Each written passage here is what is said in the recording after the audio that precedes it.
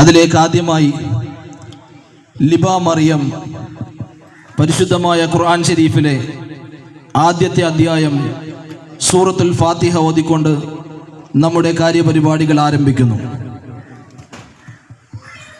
അസ്സലാമു അലൈക്കും.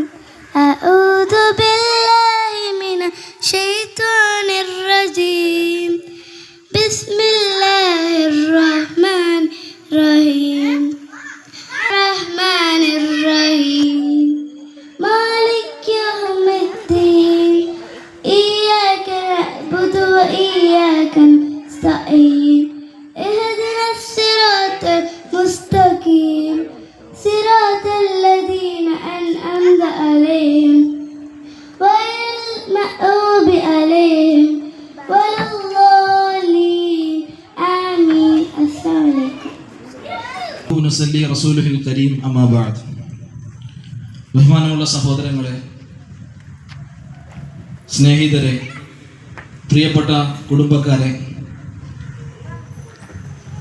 മറ്റ് നാട്ടുകാരെ, അൽഹംദുലില്ലാഹ്, അല്ലാഹു സുബ്ഹാനഹു വ തആല അവൻ്റെ വിശാലമായ കരുണയുടെ ഔദാര്യത്തിൻ്റെ പേരിൽ നമുക്ക് ഓരോ ദിവസവും വലിയൊരു അവസരമായി നൽകിക്കൊണ്ടേയിരിക്കുകയാണ്. ഓരോ ദിനവും നമുക്ക് അള്ളാഹു നൽകുന്ന അവസരമാണ്. അതുകൊണ്ടാണ് നമ്മൾ ഉറക്കിൽ നിന്ന് എഴുന്നേൽക്കുമ്പോൾ നമ്മൾ പറയുന്നത് അൽഹംദുലില്ലാഹില്ലദീ അഹ്യാനാ ബഅദമാ അമാതനാ വ ഇലൈഹിൻ നുശൂർ. അള്ളാഹുവേ, ഒരു മരണത്തിന് ശേഷം വീണ്ടും ഒരു പുതുജീവൻ നീ ഞങ്ങൾക്ക് നൽകുകയാണ് എന്ന് പറഞ്ഞുകൊണ്ടാണ്, അതിന് അള്ളാഹുവിനെ സ്തുതിച്ചുകൊണ്ടാണ് നമ്മൾ ഓരോ ദിവസവും കണ്ണു തുറക്കുന്നത്. സഹോദരങ്ങളെ, അള്ളാഹു സുബ്ഹാനഹു വ തആല നമുക്ക് വലിയൊരു അവസരം തുറന്നു തന്നു, വലിയൊരു അനുഗ്രഹത്തിൻ്റെ കവാടം നമുക്ക് തുറന്നു തന്നു. അള്ളാഹു നമുക്ക് ഒരു വലിയ അള്ളാഹുവിൻ്റെ വീട്, അള്ളാഹുവിൻ്റെ ഭവനം, അള്ളാഹുവിൻ്റെ പള്ളിയുമായി ബന്ധപ്പെട്ടുകൊണ്ട് ഒത്തുചേരാനും അതുപോലെ തന്നെ അതിൻ്റെ നിർമ്മാണത്തിലും അതിൻ്റെ മറ്റു കാര്യങ്ങളിലും സഹകരിക്കാനും വലിയൊരു അവസരം അള്ളാഹു നമുക്ക് നൽകുകയുണ്ടായി.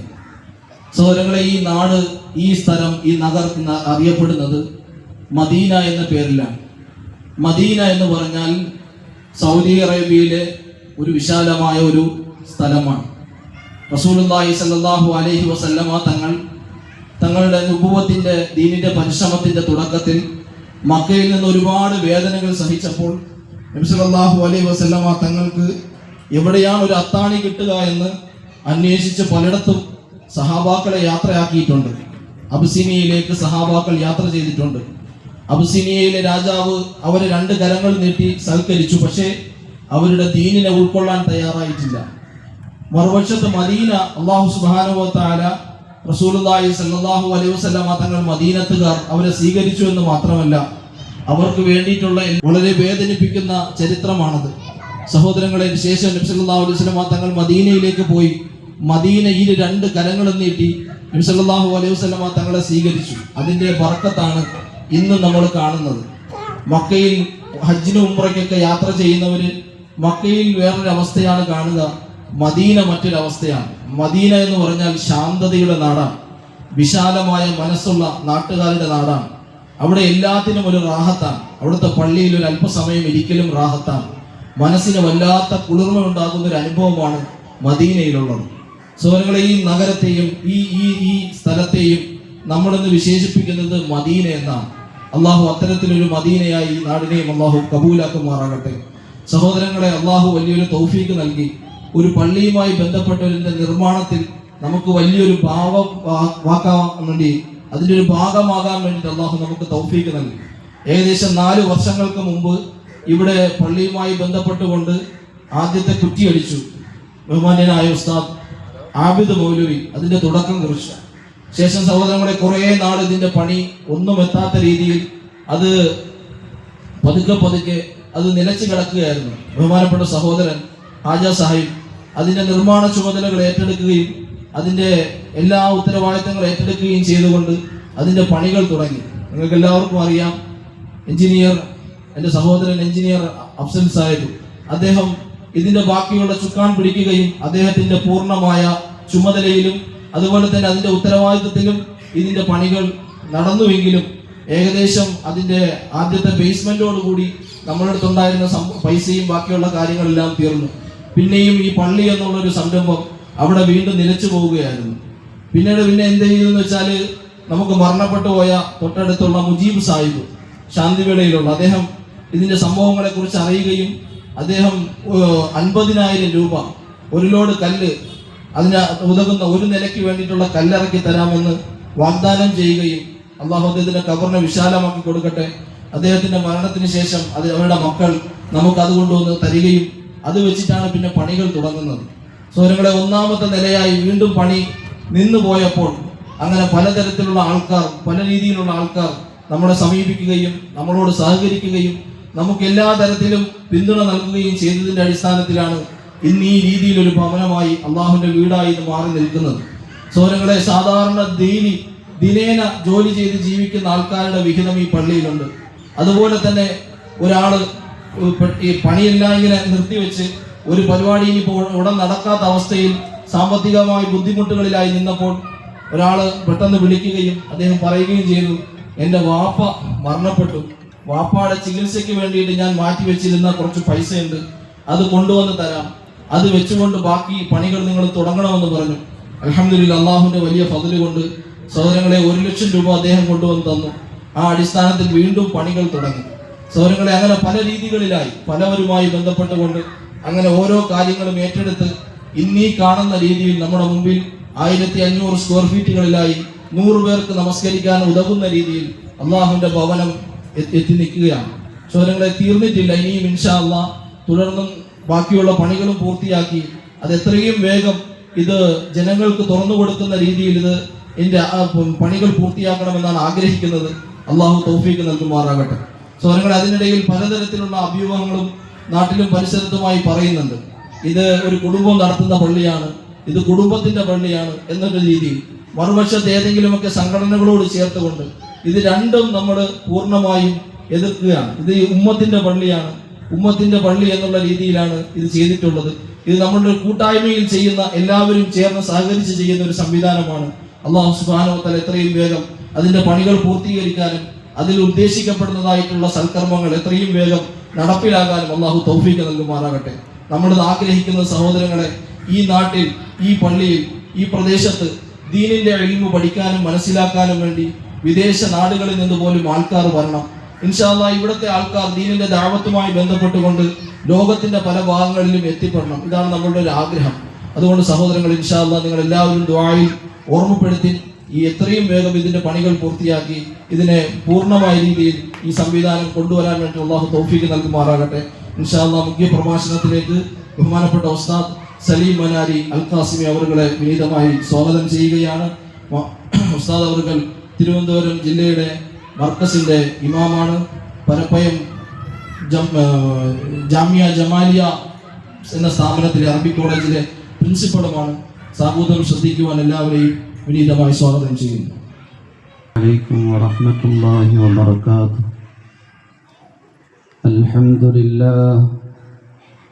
അൽഹംദുലില്ലാഹി നഹ്മദുഹു വനസ്തഈനുഹു വനുഅ്മിനു ബിഹി വനതവക്കലു അലൈഹി ونعوذ بالله من شرور أنفسنا ومن سيئات أعمالنا من يهده الله فلا مضل له ومن يضلل فلا هادي له وأشهد أن لا إله إلا الله وحده لا شريك له لا ضد له ولا ند له ولا مثيل ونشهد أن محمدا عبده ورسوله وحبيبه وخليله بلغ الرسالة وكثيرا. أما بعد فأعوذ بالله من الشيطان الرجيم. بسم الله الرحمن الرحيم. الصيام كما كتب على الذين من قبلكم لعلكم تتقون. صدق الله العظيم. إنما الأعمال بالنيات وإنما لامرئ ما نوى. فمن كانت هجرته إلى دنيا يصيبها أو إلى امرأة ينكحها فهجرته إلى ما هاجر إليه صدق رسوله النبي الكريم. സർവശക്തനായ അല്ലാഹു സുബ്ഹാനഹു വ തആല നാം ഏവരെയും അനുഗ്രഹിക്കുമാറാകട്ടെ. ഇന്ന് നാം ഇവിടെ സമ്മേളിച്ചിരിക്കുന്നത്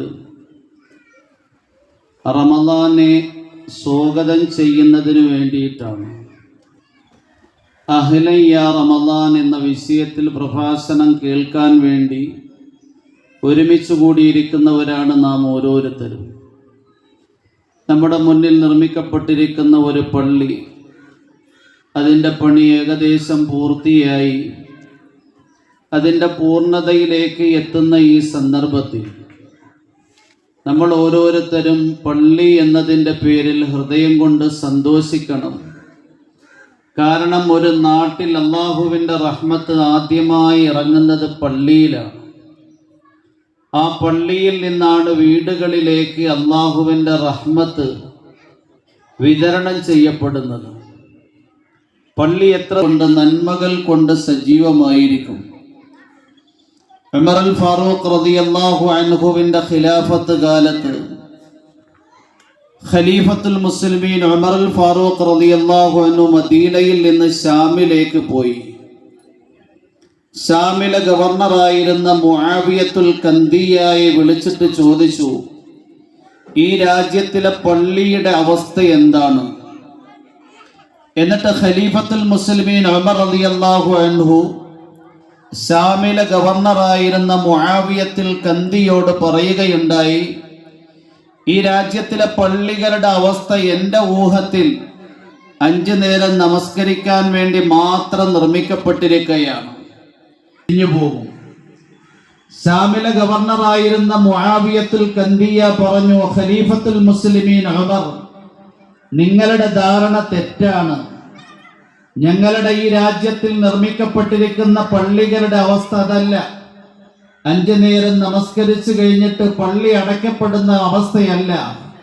5 നേരം നമസ്കാരത്തിന് ശേഷം ഹലഖാത്ത്, ധാരാളം ഹൽക്കകൾ ഉണ്ടാകും.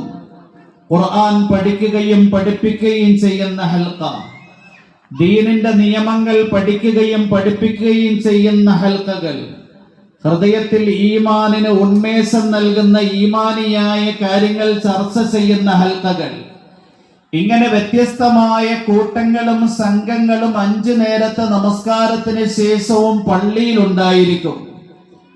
ഇത് കേട്ടപ്പോ ഖലീഫത്തുൽ മുസ്ലിമീൻ ഉമർ റളിയല്ലാഹു അൻഹു പറയുകയുണ്ടായി, ലൻ തസാലു ബിഖൈരിൻ മാ ദുംതും ഹാകദാ.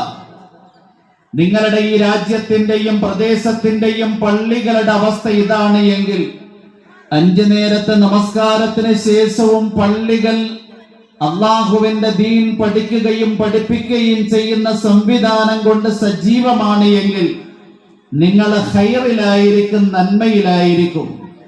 നിങ്ങളുടെ വീടുകളും നിങ്ങളും നന്മയിലായിരിക്കും, അനുഗ്രഹത്തിലായിരിക്കും എന്ന് ഉമർ അൽ ഫാറൂഖ് റളിയല്ലാഹു അൻഹു പറയുകയുണ്ടായി. അപ്പോൾ നമ്മുടെ ഈ നിർമ്മിക്കപ്പെട്ട നിർമ്മാണം പൂർത്തിയാക്കാനിരിക്കുന്ന ഈ പള്ളി ആ നിലയിലാകാൻ വേണ്ടി നാം ഓരോരുത്തരും ആഗ്രഹിക്കണം, അതിനുവേണ്ടി പരിശ്രമിക്കുകയും ചെയ്യണം. അനുഗ്രഹീത റമളാൻ നമ്മിലേക്ക് സമാഗതമാകാൻ വേണ്ടി പോകുന്ന ഈ സന്ദർഭത്തിൽ റമളാൻ മാസത്തിൽ എന്തെല്ലാം കാര്യങ്ങളാണ് നാം ശ്രദ്ധിക്കേണ്ടത് എന്നതിനെ കുറിച്ച് മനസ്സിലാക്കിയിരിക്കണം. അനുഗ്രഹീത റമളാനിൽ അല്ലാഹു സുബ്ഹാനഹു വ തആല ഒരു മാസ കാലയളവിൽ വ്രതാനുഷ്ഠാനം നിർബന്ധമാക്കിയിരിക്കുകയാണ്.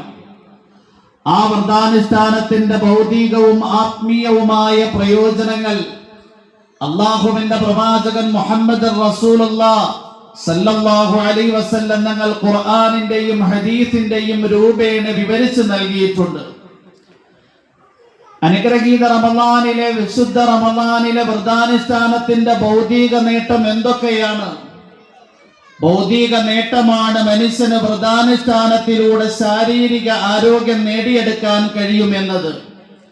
അള്ളാഹുവിന്റെ പ്രവാചകൻ മുഹമ്മദ് റസൂലുള്ളാഹി സല്ലല്ലാഹു അലൈഹി വസല്ലം നിങ്ങൾ പറയുന്നു, സൂമു തസിഹു, നിങ്ങൾ വ്രതം അനുഷ്ഠിച്ചുകൊണ്ട് ആരോഗ്യം നേടിയെടുക്കുക.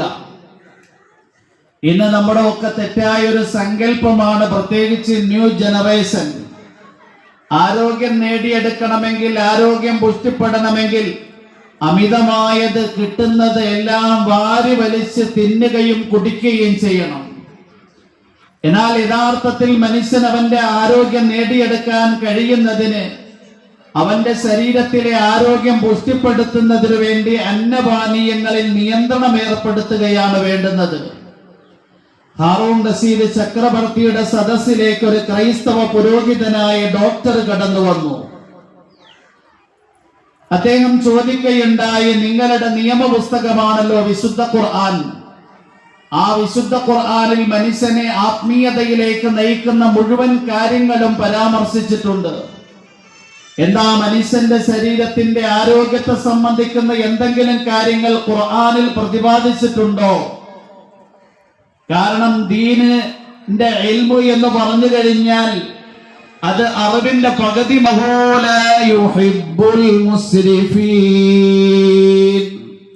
ഇത് സമ്പൂർണമായ ഒരു ആയത്തല്ല, ഒരു ആയത്തിന്റെ കഷണമാണ്. സമ്പൂർണമായ ആയത്ത് ഖുദൂ സീനതകും ഇൻദ കുല്ലി മസ്ജിദിൻ വകുലൂ വശ്റബൂ വലാ തുസ്രിഫൂ.